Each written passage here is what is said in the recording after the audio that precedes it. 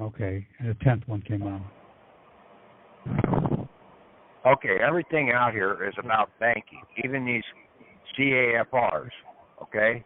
Yeah. They're operating with our banked assets, okay? Yeah. In the process. You don't need to say anything, okay? You didn't want to say something before, okay? So shut up. All right. Get him out, Tom. Okay.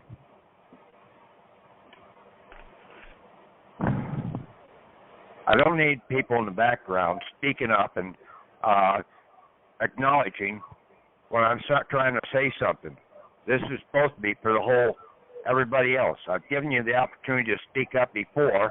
Now I'll speak, and you shut up. Okay? That's the way any teacher does it in class. Right. I know I was always slammed down by the teachers when I spoke out of turn and basically didn't let them finish what they were trying to say. Now, everything out here is about banking. Everything. You have a banked assets. You have something that you can barter with. Banking is bartering. Okay? If you've got your 47 series or EIN number for an individual banker, you've got the hammer. Because when you go after these CAFR accounts, the only ones that can access them are a banker. You have to show them your banking identification.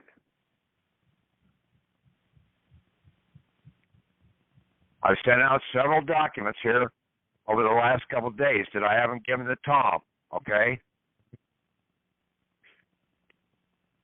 But for the most part, you people definitely do not know who you are. It's just like in the movie Alice in Wonderland, the 2010 version. At roughly about the 1 hour and 20 minutes into the movie. Epsilon there talks to Alice and basically says, "Stupid girl, you don't know who you are." And then Alice finally speaks up and says who she is. And she finally gets it right. Then she's able to move forward. That's the problem out here. All these patriots and all these other guys running around, they're only getting part of what they should be getting because they don't really know who they are. When you can rattle off who you are and know in your heart that what you're saying is what you are, then they will back up and listen to you. And I had that happen today. And I'll go into that later on. But basically, you need to get these endorsements, okay? At least get something off. And if you've got your 47 series number, you can go forward. If you don't have it, go and get that 47 number. I'm sorry I told you to back off. That we did that over a month ago, and basically when I saw these capper deals, I thought that, well, that was an item that basically I could try and get the people going to, and then we come back and pick up the rest. No, to get completely out, you need to be an individual banker. Because the deal with the Social Security system is you are a public banker. You are enlisted. You are not employed into a monetary war with the Social Security Administration. You're under employment or enlistment, not employment. You're enlisted, and basically they treat you just like a buck private in the military, lower than whale shit.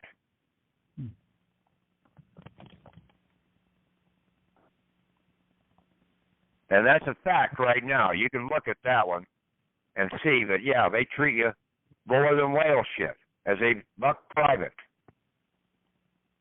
because you don't know who you are. And you're just going along for the ride. You're not trying to move up the ladder to become a sergeant or whatever, to move yourself up the totem pole. You're just sitting there worrying about getting along.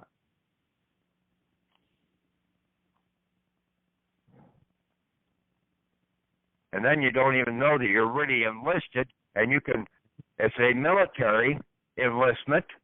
It's a monetary military enlistment. And basically, the military in this country is covered by the UCMJ. And under the UCMJ, basically you only had to, you volunteered and you could terminate your your enlistment any time after the age of 25. But see, most people haven't been in the military here, so they don't know about all these military laws. They throw them all around that we're under martial law and all this other stuff, but they really don't know the laws that they need to be looking at.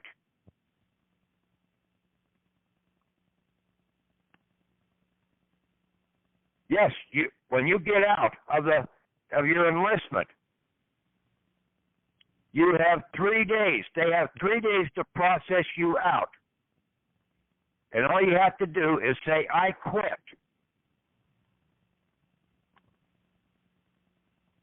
It's that simple. And you've got to tell the right people this process, and then you've got to do some follow-up in the process.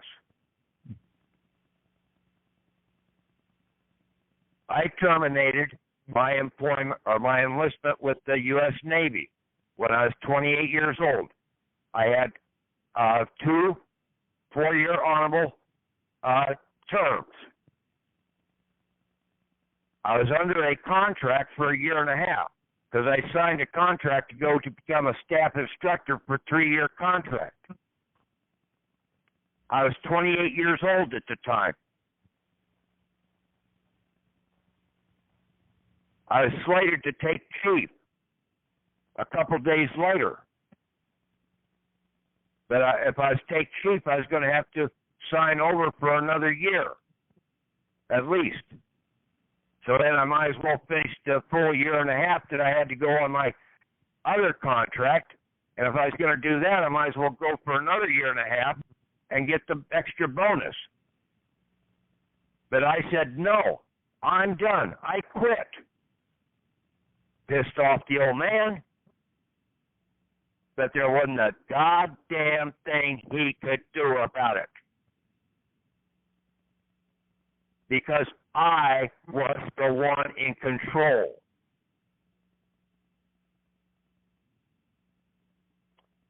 And I said, I quit. And he ranted and raved, and that was all he could do. And I was out of there in 3 days.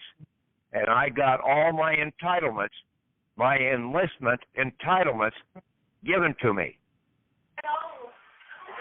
My travel pay, my employment back pay that was due to me, sick pay, vacation pay, and even the pay back to my port of entrance, or enlistment.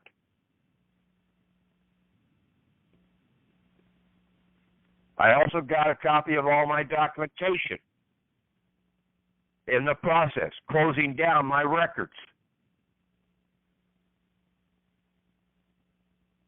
That's what you need to look at. You're coming out of this enlistment. You joined the French Foreign Legion. You just didn't know you did. It was done under fraud. Yes, we know that. But now understand the system, and then you can come out of the system. But why were you in the system to begin with? What was the purpose of being in that system?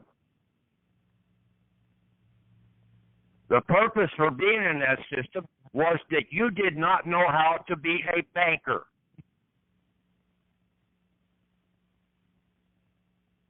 So they stepped in and aided you in being a banker, but they were using the fraudulent system. Now, they had to bring you in as a banker, as a public banker, and a banker always has to bring his banking assets with him. So they got your assets in under the item of collateral assurance. When you read the definition about collateral assurance, it's basically that there was a second title issued against the original item out there. Your original birthing recording was into the book. You have a registered signature for that. Then there was a second registration. And see, that was at the state level.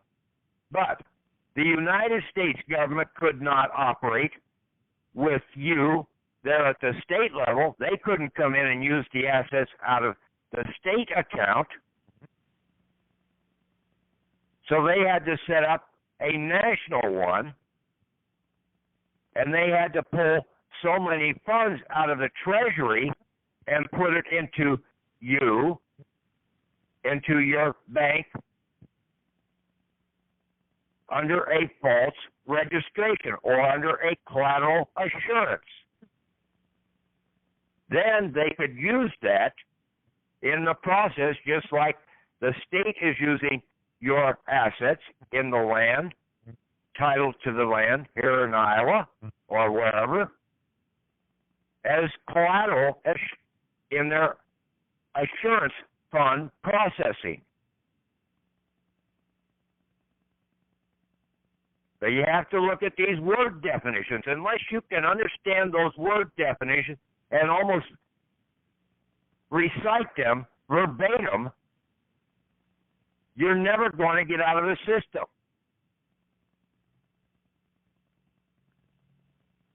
You've got to sit down and do mock talkings to each other. You've got to play like you're the other person on the call, and you're calling in, talking, or the other person's calling in and trying to explain what you want. And then you're on the other side of the line playing dumb to see if they really understand who they are.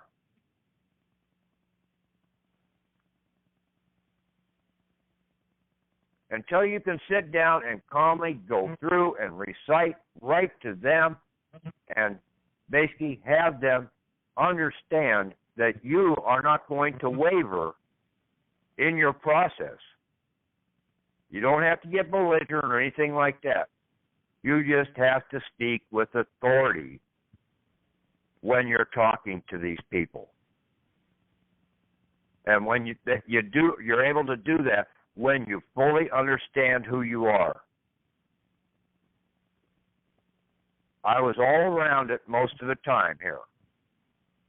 I was missing a couple items of not knowing about these capper funds and how we had to access them. It's the bankers, it's the lawyers that can access the capper funds. Any banker can access it by way of your authorization. But you, if you get your EIN, 47 or whatever, EIN, that says you're an individual banker, you have the right to access that then. More so than the other bankers or lawyers.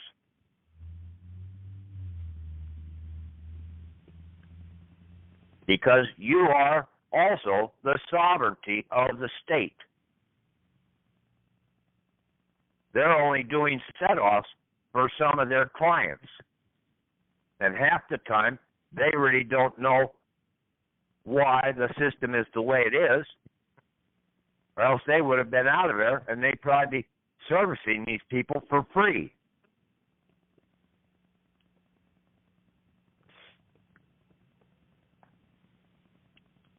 So they don't know what's going on.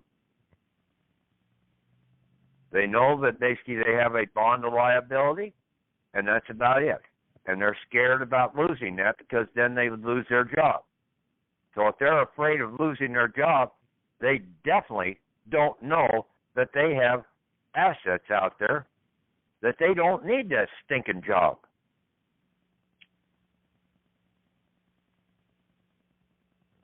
That only stands to reason. So when you start seeing the different actions, just like they said, basically, you can tell them by their actions. You look to their actions and see how they act, and then you can see that basically they don't know what they're doing in all cases. And you can take advantage of that too. Because you really scare the living shit out of them in a lot of cases.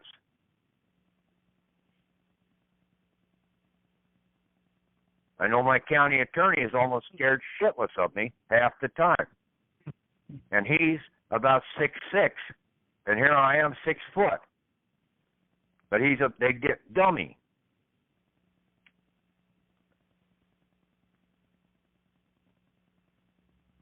Because he knows that I'm not giving up, and I keep getting closer and closer all the time. Well, now I'm there.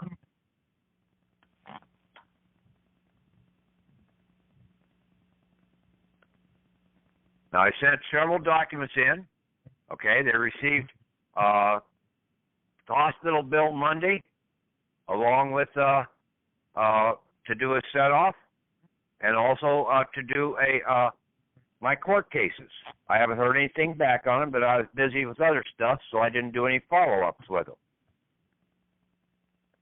But those items, they were missing one thing. I did not address myself as an individual banker.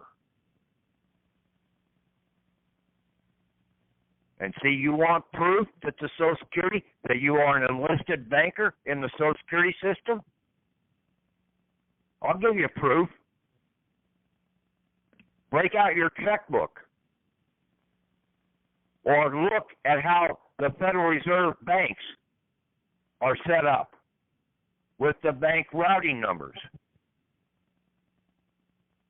There's 2 dashes in that 9-digit number.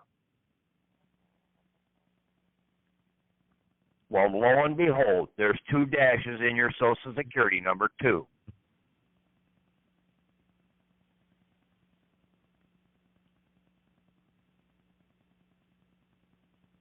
But when you are an individual, you only have one. And in most cases, even when you have an EIN number for a corporation, you are essentially a bank. That corporation has become a bank, an individual bank. That's why it only has 1 dash in it. It's not employment identification. It's really an individual banking instrument. It's all about banking out here. Everything.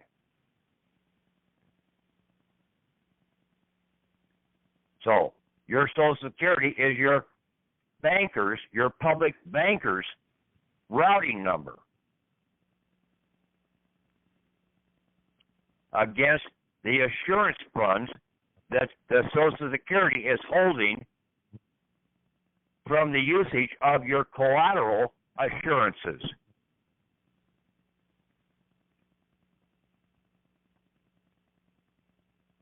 So when you go through those definitions, you'll see that. Now, I had to follow up and send a fax in on Tuesday. I'd also sent something out Monday for a new truck. And let me see, what else do I have? I sent a couple other things in there to them Monday, and they would have gotten them Tuesday. So basically, whether they got them Tuesday or they got them today in the mail, and basically they have 3 days to settle this. This is banking law, okay?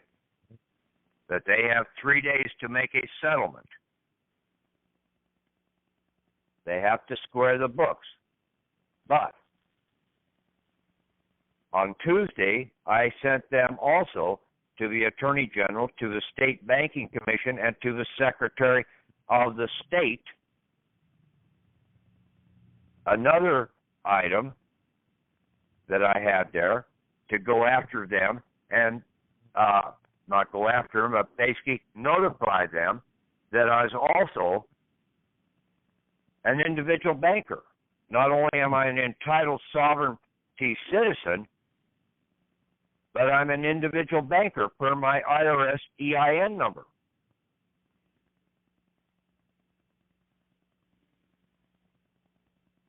I notified the Secretary of State also, in conjunction with the Attorney General and the Banking Division, and I think the Banking Division is under the Secretary of State. There's quite a few things under the Secretary of State, because you, in your state, you do not have a Secretary of the Treasury. So the Secretary of State at the state level is also acting as the Secretary of the Treasury, State Treasury. So if you want an unlimited access debit card, and basically all identification cards, voter cards, driver's license, and everything else, certificates and all that, apostilles, where does it come from? It comes from the Secretary of State's office.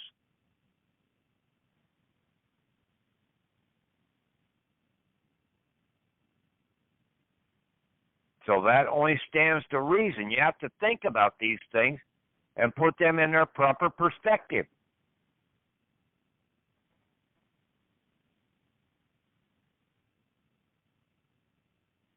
But you have to know that you are a banker.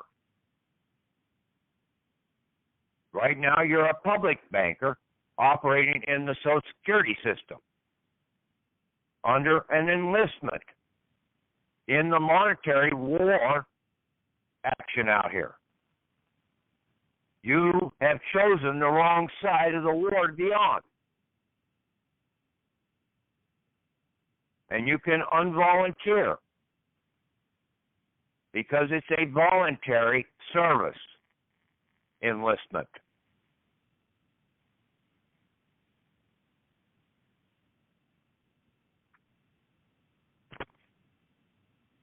So, I'll be sending Tom basically a couple of these documents, and then that I had up there, that I sent in. And let's see. Now, I did a letter, and I sent it off today to about, tried to get it to 4 different areas. One to the Office of Civil Rights and Equal Opportunity in the Social Security Administration. That one went through. There's another one called the United States Social Security Administration. And we know we're in a war.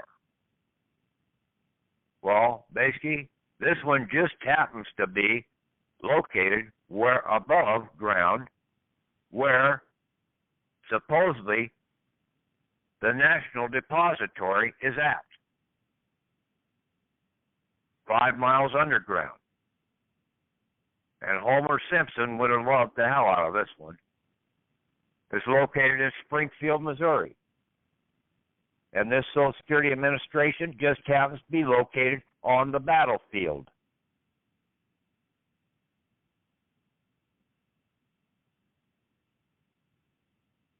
(1570) West Battlefield. What more appropriate terminology to tell you that basically we're in a battle, a monetary warring battle. The other place I was trying to go was to the region that I couldn't get a good fax number for them. The other one was to the Social Security Administration Inspector General. And that number is area code 410-597-0118.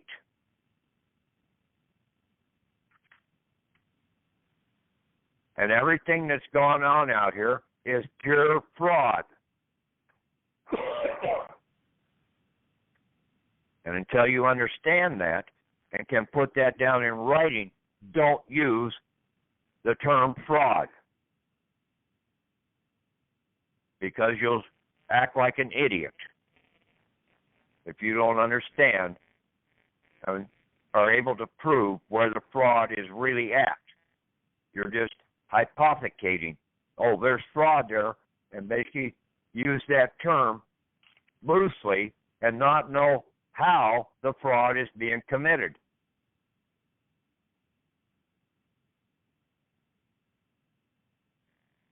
But when you can see that they have to have collateral assurances, when you read and understand the words and the definitions, because they have no assets. They had to get the assets from the people. How did they get the assets from the people? That's the question you need to ask. That's the search you need to find. How did that happen? And I've tried to lay out a lot of this groundwork in the process of showing you how they got the assets into their control.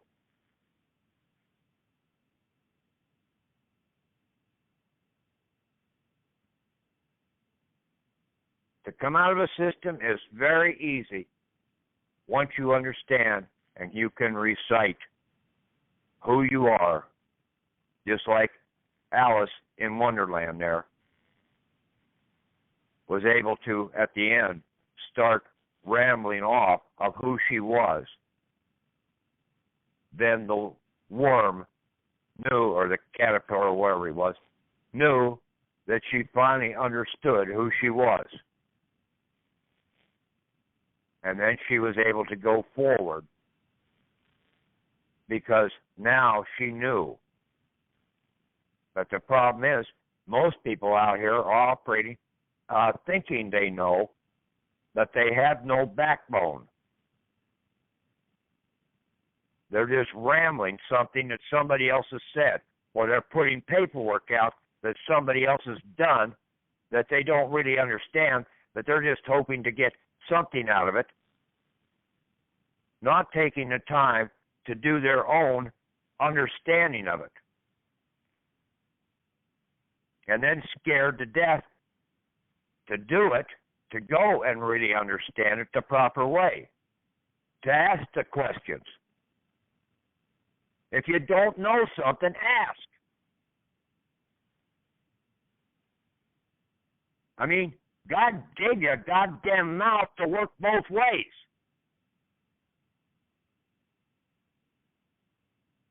And one of them was to ask questions.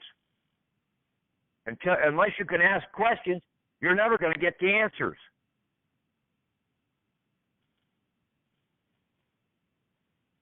But make sure you know what you're asking when you ask the question. Make it a logical question.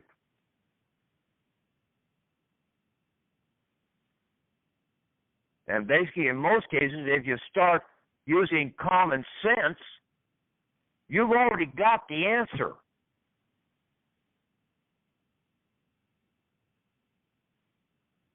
I can almost guarantee you've got the answer if you just sit down there and logically think about these things. But people have never been taught to use their damn common sense.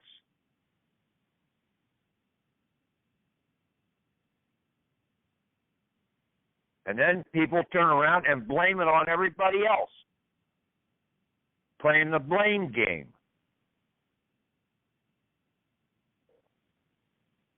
That's the biggest downfall in this damn country. Everybody wants to blame everybody else for their miseries and everything, not knowing you had the answers all along. You just didn't want to take the time to go and find them.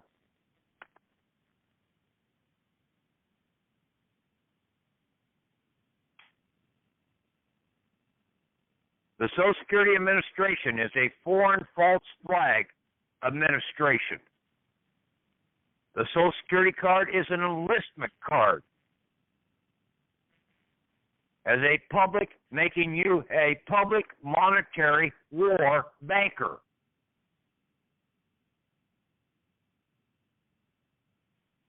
And you can quit since it was a voluntary enlistment.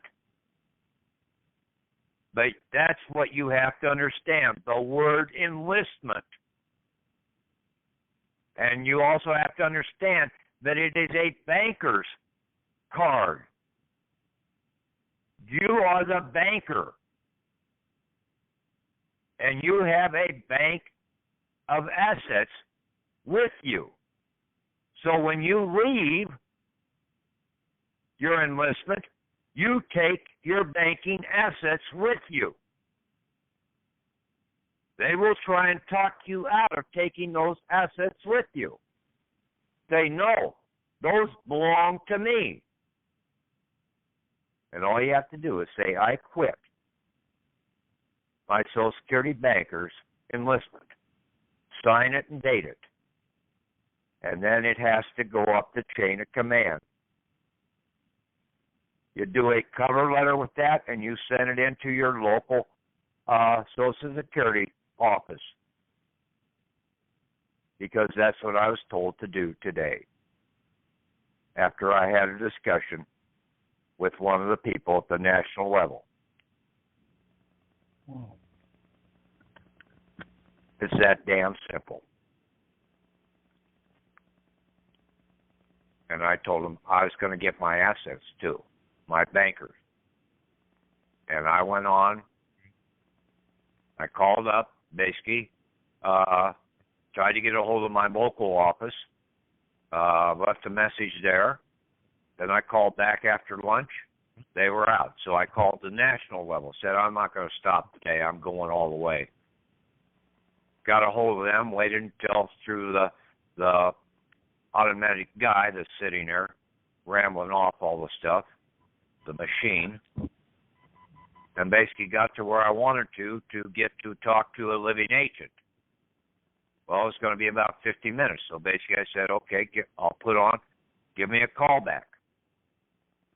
So about 50-some minutes later, they called me back and asked me if I wanted to continue and talk to a living representative, and I said yes. So then I got this lady on, and I said, okay, I want to make sure you're recording this. She said, yeah, I think they record all these. And so I said, good, because here's what I've got. I quit.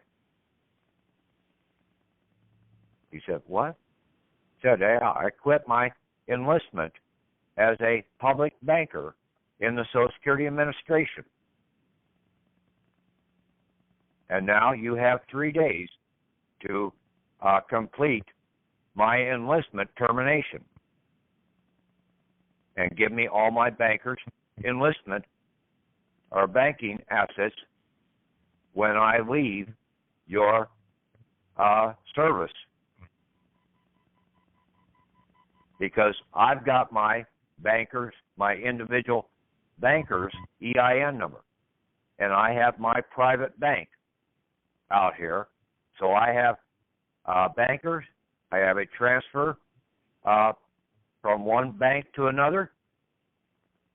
And I have my private bank in my back pocket.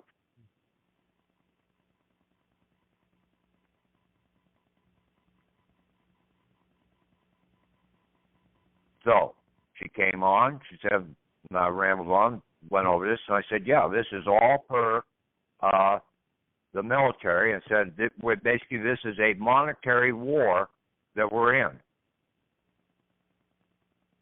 And basically, this is an enlistment.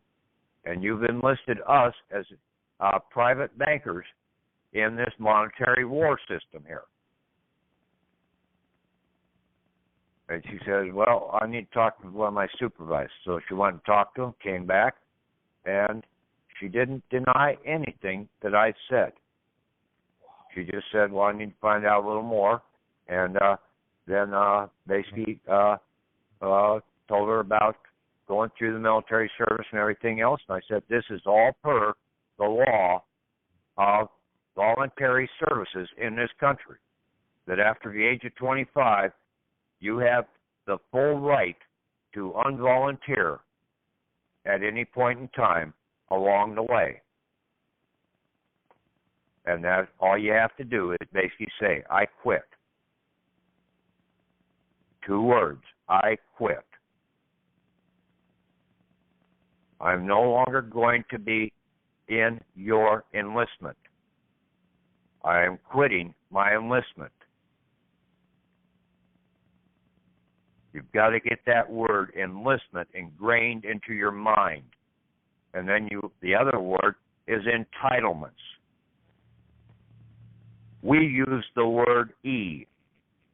They use the word, all the F words. And I could go through a whole bunch of F words that they use. Most of them are all fraudulent in their processing. False born, false flag. 3 F's right there.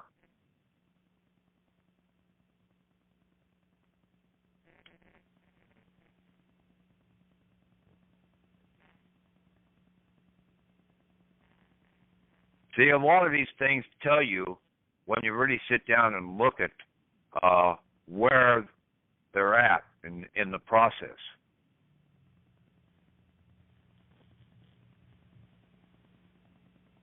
Basically, a lot of people have the Treasury the Treasury Direct card, or they have the Direct Express debit card. They were issued by the Department of the Treasury.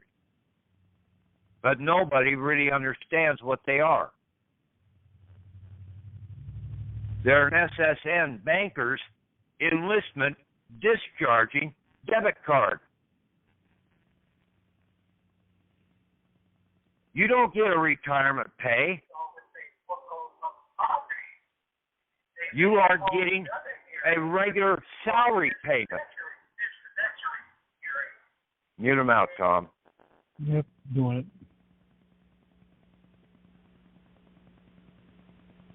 Yeah, you don't get benefits from this. Everything you get is your entitlements.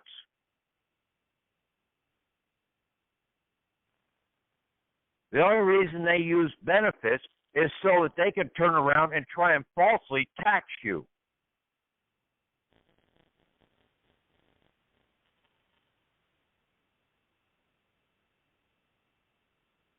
And see, everybody goes in and argues about not owing taxes. You're right. You don't owe taxes on entitlements.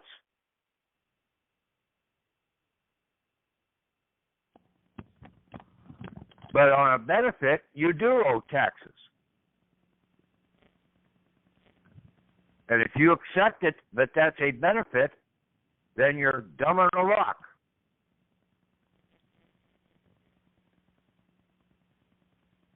You just never corrected them. How could that be a benefit when it's my goddamn shit?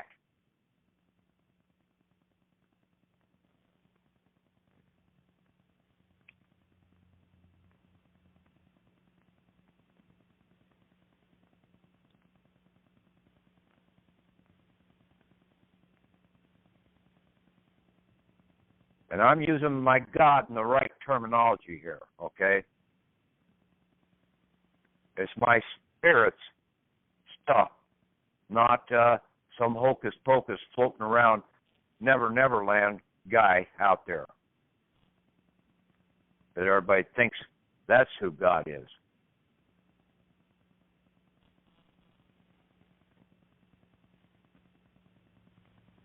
Three-day settlements is 3 banking days.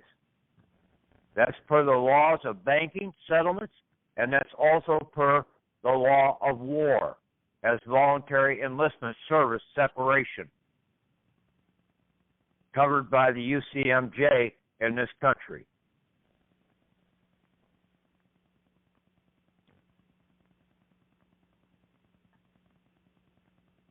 Now when you start understanding how the fraud and everything else is done, then you can utilize the Treasury, the CID, and the courts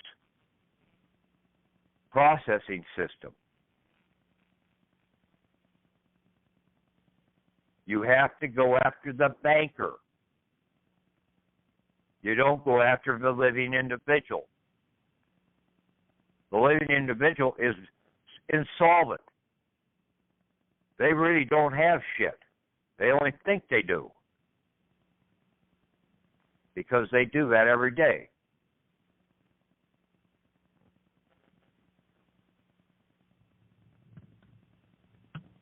The assets that you need to go after are under the last name, comma, first name. And since most of you didn't serve in the military, I'll tell you right now, that is the way in the military they always address all your documents. Is last name, first name, middle name, or middle initial.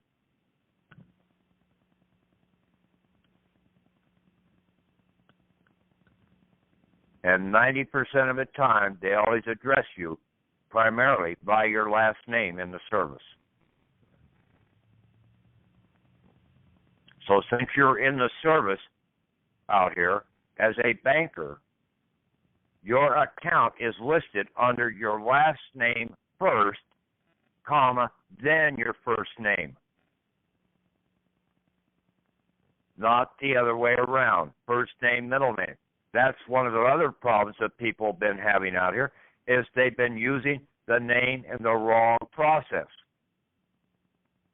trying to get payments and everything on our bills of exchange from the account.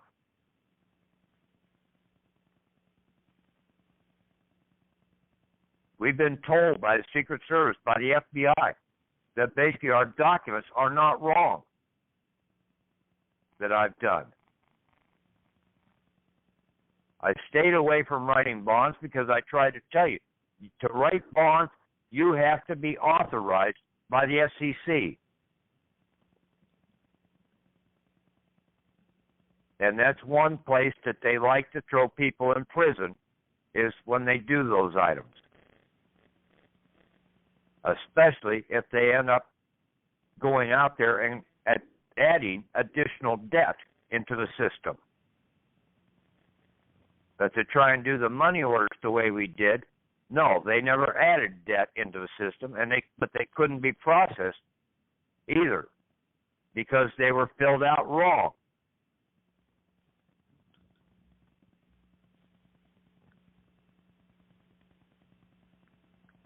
So one of the key things tomorrow, if you don't have your individual banker's number, you need to go and get that SS4 and get that filled out and go back to the files and pull down the example of how to file that damn item. I sent my example in. We've had a markup of doing the SS4. So all the information is there on the site.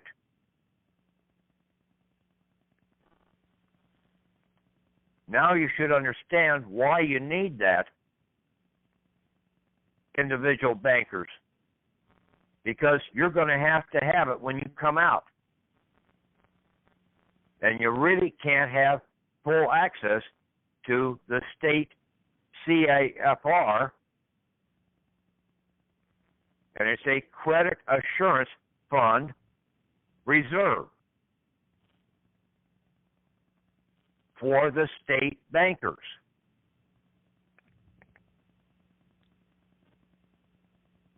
And see, there's very few state bankers out here. Sovereignty bankers.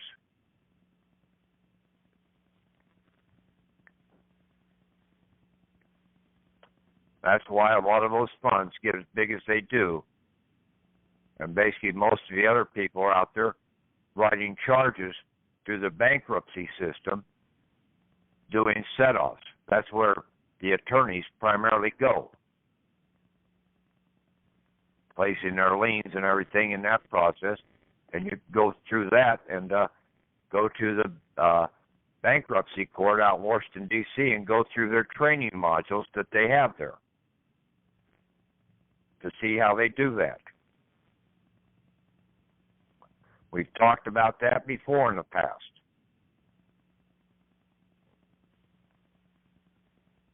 We've covered all this shit in bits and pieces over the years.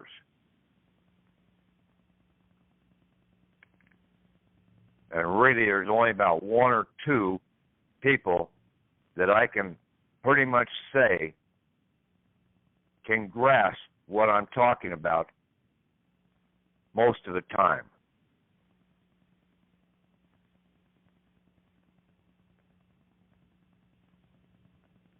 The others are still grasping at straws in the background.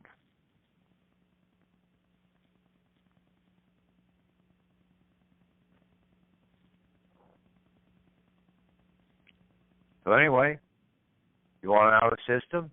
You have to understand that you are a public banker and you have an enlistment, and you can voluntarily quit any time now. You have to send a letter into your local service.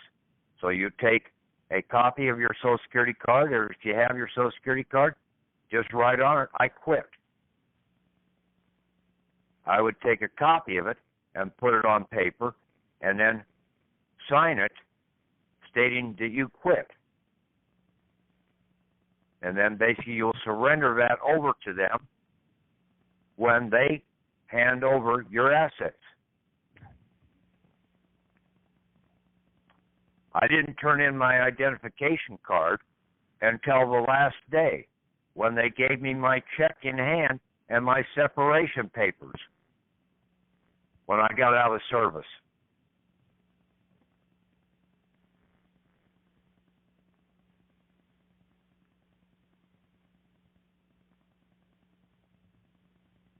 And see, we've sent some of this stuff into the wrong place. We have to go up the totem pole, climb the ladder. In a lot of cases, we've been trying to come from the top down. And that was one of the key things that lady at the IRS or the Social Security basically reiterated. Said, yeah, you've notified those people, but you really have to go through your local area. That's where you have to really submit your stuff up the chain of command. That's another proof that this is a military, monetary system. A lot of people talked about this Lever Code and everything else being under military law and all this stuff. But they didn't know what type of military law they were under. It's a monetary military.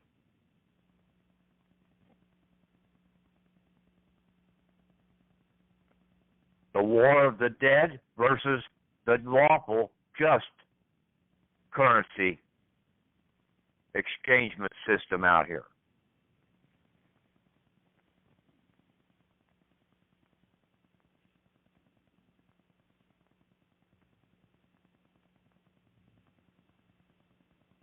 So basically you can turn around and write up a letter to your local place and then put a copy of your item to terminate.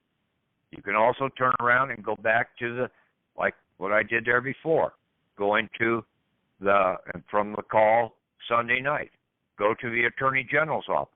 Also, put a notice into your banking division at the state and also your Secretary of State.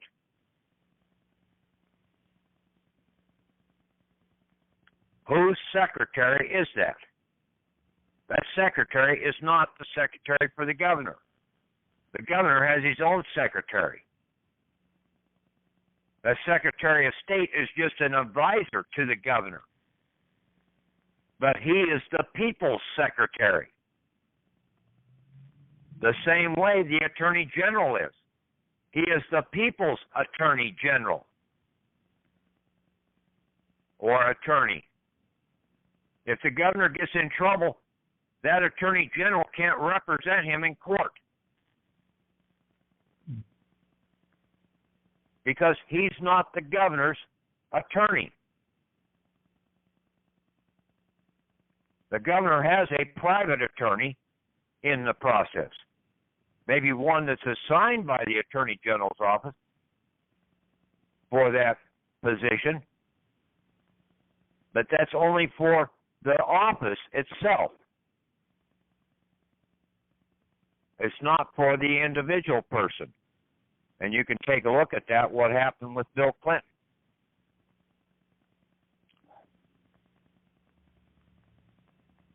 He had to go out and have a private attorney represent him in his endeavors.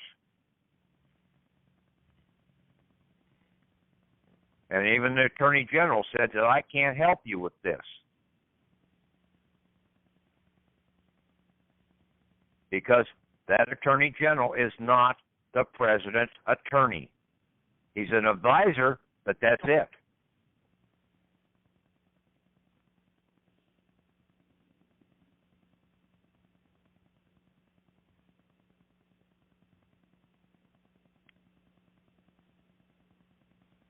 So, pretty much a lot of this stuff is pretty simple, okay? When you really get down to it. And then basically you can get accessing debit cards. Why accessing debit cards? In a lot of cases, unlimited. They weren't available about 20, 30 years ago. Now they are. You take the debit card and you can go around to a bunch of cash machines and draw funds out. Or you can go around and buy up a bunch of commodities. Something of asset value. Everybody knows that basically there's something getting ready to happen in this country. So what do? You start stockpiling usable commodities, something you can barter with.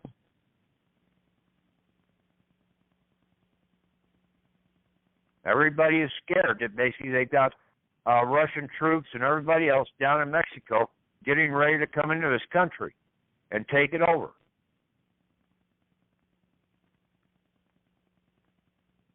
Well, most people don't understand war, period. And even most of the generals really don't understand it properly. Genghis Khan was a good statistician, Alexander the Great was a good statistician in understanding what war and how to operate and how to conquer properly. Most of the other people out there,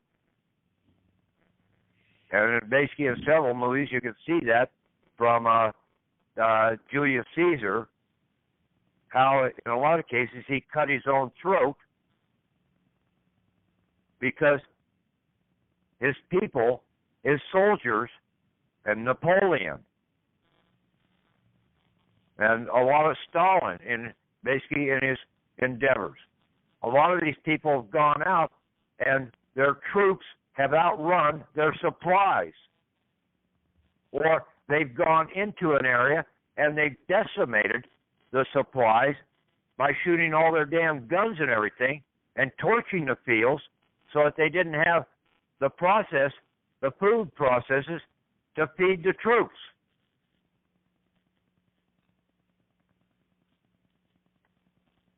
But if you study history, you'll see that Alexander the Great didn't do that, and he worked with the people that he was conquering.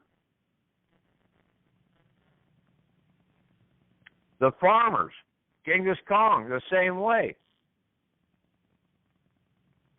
He didn't destroy the people that were the farmers. He went after the city people. You don't destroy your food supply. Just like in the Bible there, it talks about killing all these kids. You don't destroy your labor force. That's ludicrous. That doesn't make any damn sense whatsoever.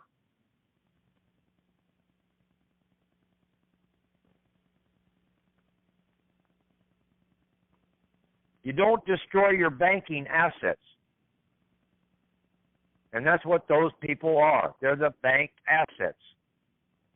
The labor force. The ones that can pull the stuff out of the ground, put it to work.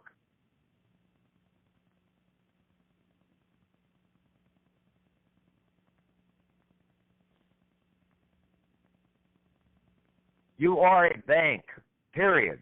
You have knowledge. You have stored stuff in your brain. So you are a bank from the get-go. Knowledge is power. But people don't understand how powerful knowledge really is, and they don't want to add to it. They just want to go along to get along. And then thinking that basically, yeah, everything that I work for out here, but basically they don't understand, hey, there was never supposed to be any taxes upon your labor. Period. Why would you be filling out a damn form? You don't need to fill one out.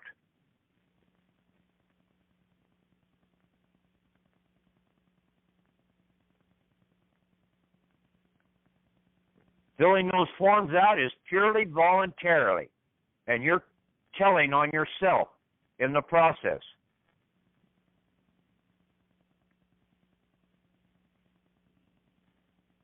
So, start understanding who you really are in this process. And then you can come out and go the right way. But you need to listen to these calls, and you need to look at these documents. You need to have that banker's EIN number, individual banker's EIN number.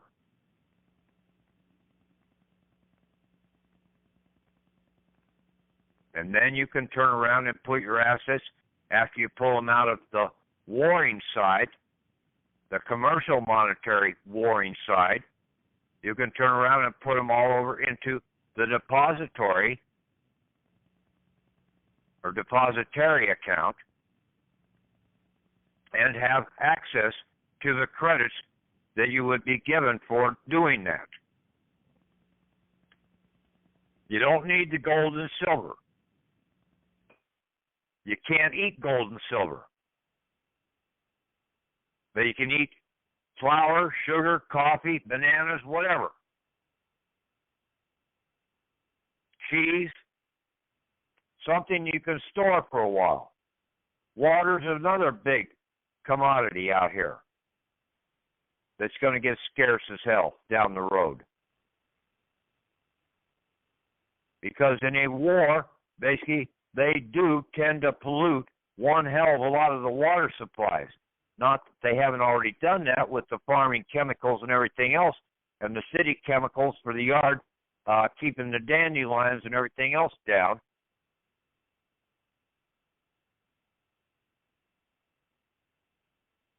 All the shit that basically black mold and everything else that's in the houses that's out there, and basically all the chemicals they take to kill that black mold off, where's it going?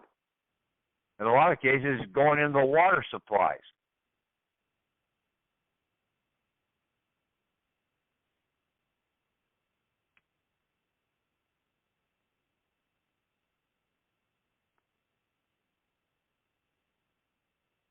So, this is what needs to be done. You need to understand that you are a public banker right now, and you want to come out and be an individual banker in your private bank. You're not a private banker. You're an individual banker. You need to look at those definitions between the difference between an individual banker and a private banker.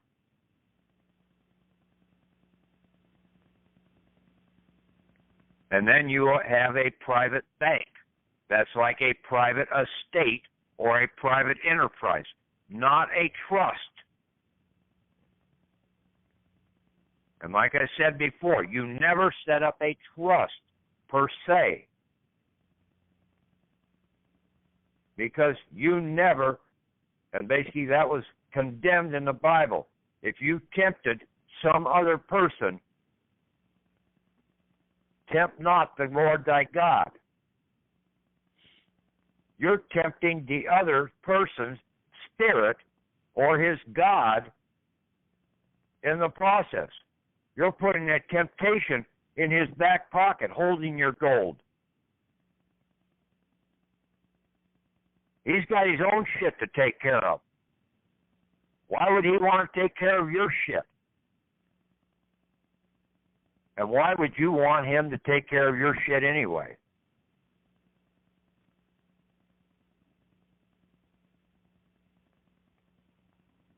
I just get so sick and tired of all these people who want to have a damn trust, saying that gives protection, that gives protection.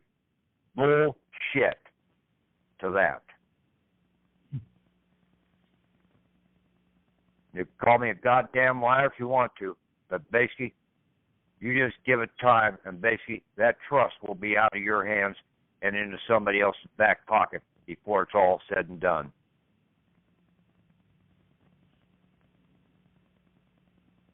Just like all those people that won the lottery. 3 years later, they're almost all dead broke. All the money really went into somebody else's pocket.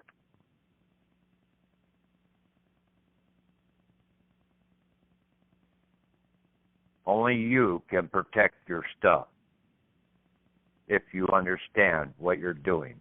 And that's the big thing. You have to understand. You have to have the knowledge to protect it, to put it in the proper place for protection, to turn it into something that basically most people right now wouldn't want, but later on will definitely want.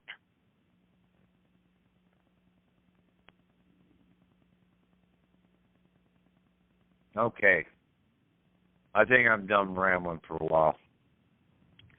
Go ahead and open it up, Tom. You find it. Any questions? Well, not a question. That question you asked, who you are, a banker.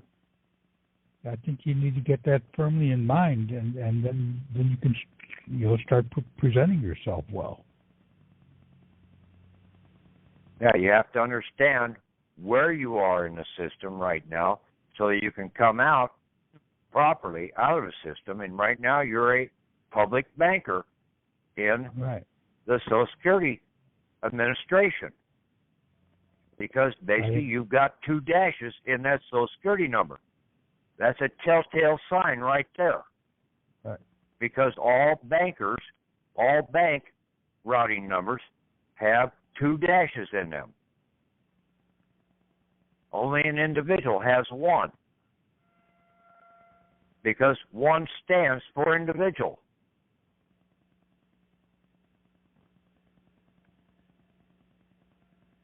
And 2, I think if you go into the word, is or the number 2 correlates to deception or to deceive.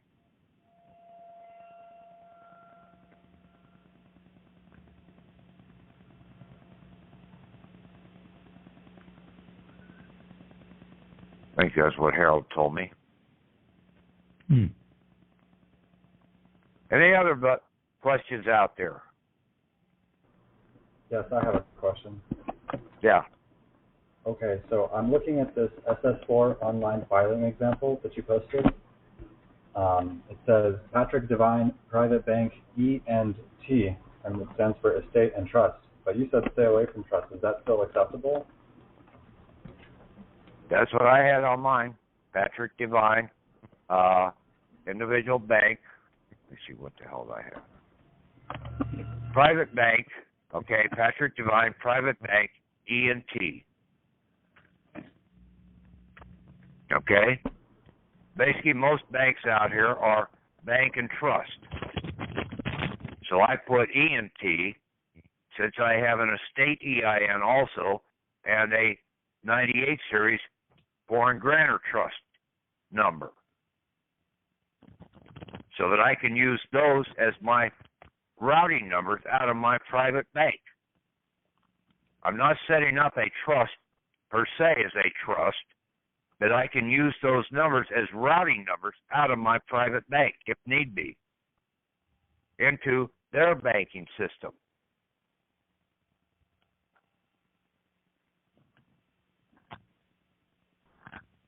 See, in their banking system, most of them are still in the public banking system. When we put assets into them, they need to have them accounted for when they come into our system. So we have an EIN number transferring the assets or credits from our bank into their bank.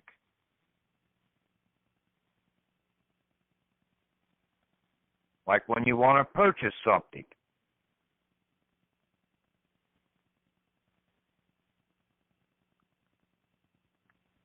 Follow it?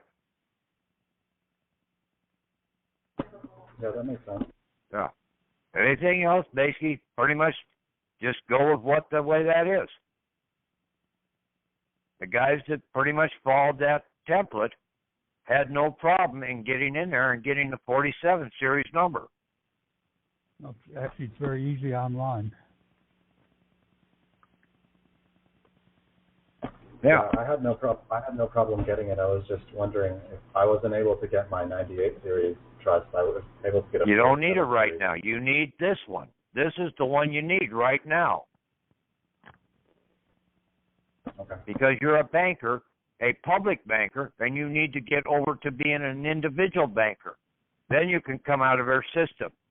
Then you can work on the other stuff later on.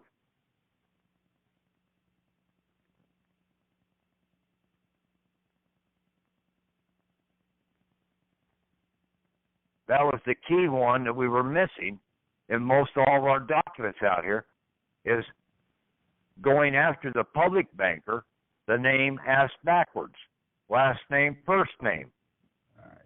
And then we had to have a individual banker's number on the outside here. that we didn't have.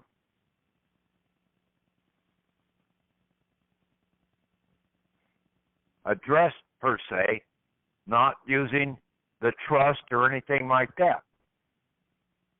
We had to have the individual banker's number first. Then you can set up your trust in your estates.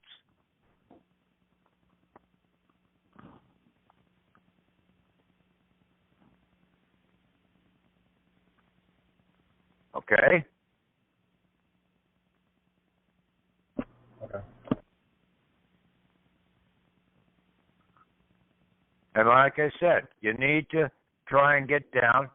You got somebody you feel comfortable with, try and play the role play so that you basically are able to ramble this stuff off to the other party on the line before you go and try and talk to somebody at the Social Security or somebody else out there. I've tried to tell people about that before, like going in on court cases. You need to do the role play properly, not in front of a whole bunch of people, but just one-on-one so you get comfortable. Then you can move up to a group or whatever, playing the roles if you want to do that. Because most cases you'll be a lot more comfortable on a one-to-one scenario.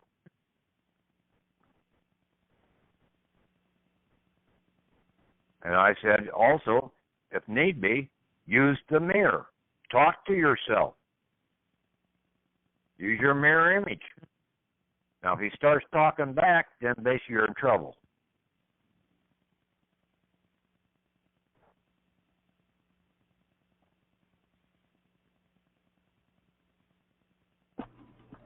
Okay, thank you. I had another question. Okay.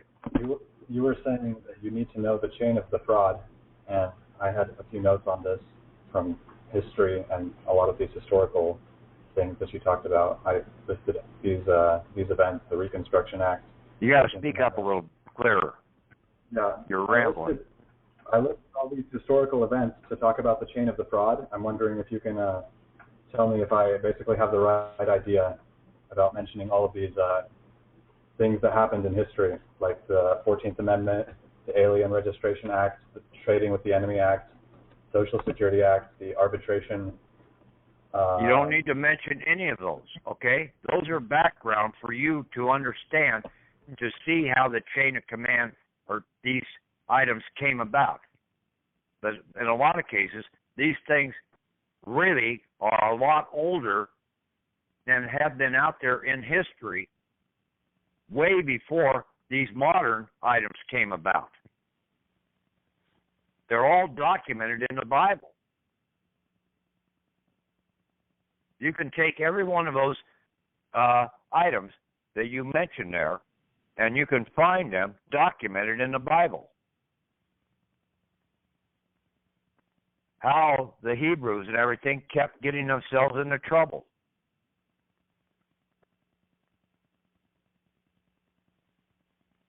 Basically, a lot of it's also addressed in those 5,000-year audios that people need to listen to. And I mean, you need to listen to those more than once, especially some of the key ones.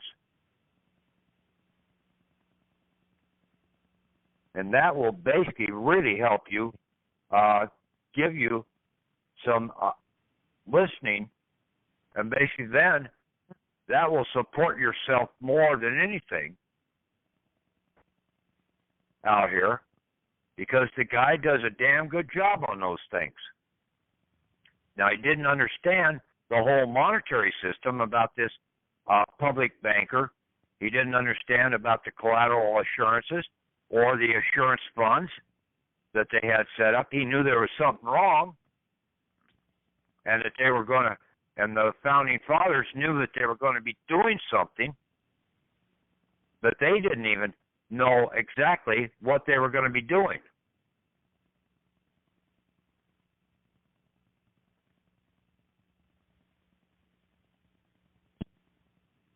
And basically you go into court and you argue the 14th Amendment, you argue this point and that point.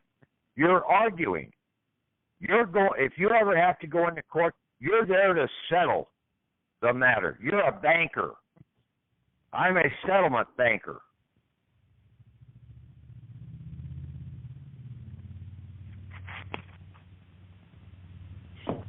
And that's just like the one guy last Sunday night's call there. I told him that basically what the judge was waiting to throw everything out of the court. The only thing that the judge wanted from me was to have him exonerate the judge from any charges of fraud in the process. We know the whole court system is a fraud because the whole monetary system is fraudulent.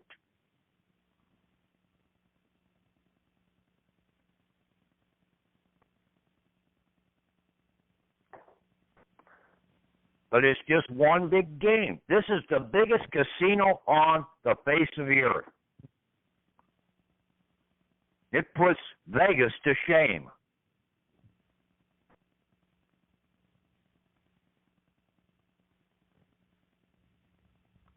But you have to know how to play the game.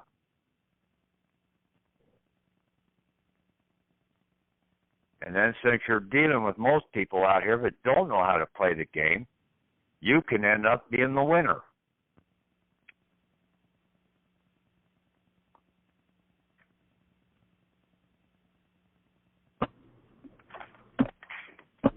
Okay. I'm still thinking about what is the chain of the fraud, and based on what you said, it seems like basically there's secret accounts and enlistment without disclosure. Is that where it begins? The what? Basically, there are secret accounts, and then we were enlisted without full disclosure in this monetary war. Is that where the fraud begins? Yeah, you were not given full disclosure, and then basically you have to know how did they see they have no money, okay? So basically they had to get us into the system because we're the ones that have the assets or have a right to the assets, and they had to set these accounts up. So how'd they set these accounts up? And then basically, what instrument did they use to get the assets over into their control? And that's when I was talking about the assurance funds. When you read that definition about insurance fund out of Ballantyne's dictionary, it tells you right there. Then you take the word collateral assurances, look that up in Ballantyne's, it's also in Black's, and when you understand and are able to read between the lines in those definitions, then you can see how they did it. They set up a secondary title. The original title is still in your name, but they set up a secondary title to basically take control of it until you come forward and claim the original title away from them. But you have to come out of their enlistment before you can do that. And then you've got to have a place to put them. And that's when you have your individual bankers, EIN. So now you can transfer those over to your bank, your private bank. And that basically was what was coming out of that Social Security person there. In talking to them, they can't prevent us from coming out if we're coming out as a banker. Because we're in there as a banker. And then when we come out, we have to be a banker on the outside. That's why everybody's getting denied, because they didn't know who they were on the outside.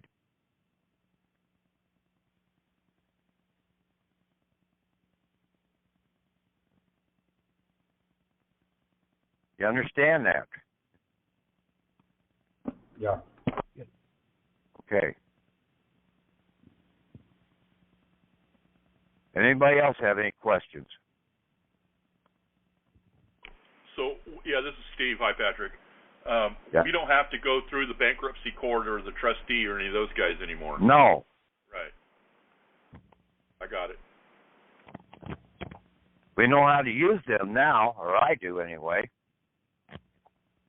And see, basically, if you get harmed or anything, you never go after first name, middle name, last name.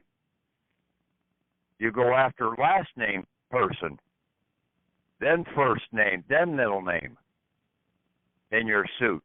Because the first name, middle name, last name person is insolvent. Just like what happened with Teddy Kennedy in the Chappaquiddick fiasco. It wasn't because he had a trust. It was because they went after him as Teddy Kennedy.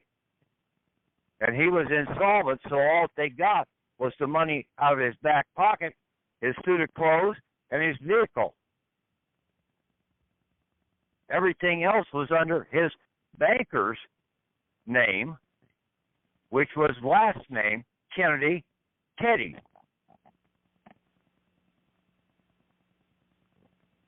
Right. And see, that's why most people lose their court actions out here when they're trying to sue somebody.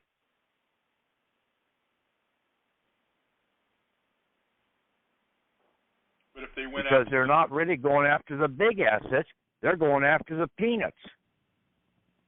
And that's all you're going to get is peanuts. so if they went after the banker or the bailee name, the assured name, then they would go use the treasury to go get their assets or go get money out of the treasury. They would have used their banker's routing number, their Social Security number. That's a banker's routing number. That's a whole new way to look at it. Yes, I told you, anything that's got 2 dashes in it is a bank routing number. And you are a public banker in the Social Security Administration. You're not an employee. It doesn't say anything about being an employee on that damn card.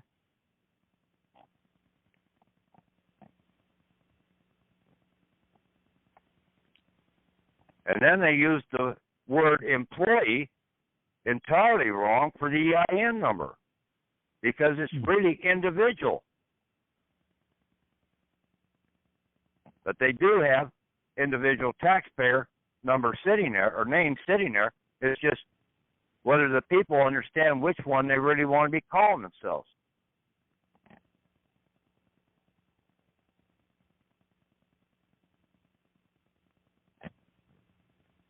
That's good that we came back and utilized what we already got. I mean, I have the 47 numbers, so they're not difficult to get, so anybody can do it online. It's pretty easy. Just study Patrick's form. Yeah, and then basically since you've got that, basically you can set all that stuff off. Now you send that up to the Attorney General's office for all your pickup charges and everything else. Yeah. Shut the court down before you ever get there. You get it into the clerk of the court. Yeah. You're there to settle. So later And then on, you can turn around and put your additional charges in of harm. Yeah.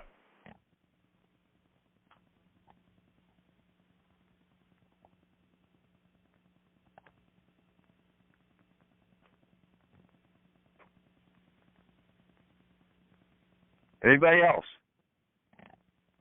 Thank you, Pat.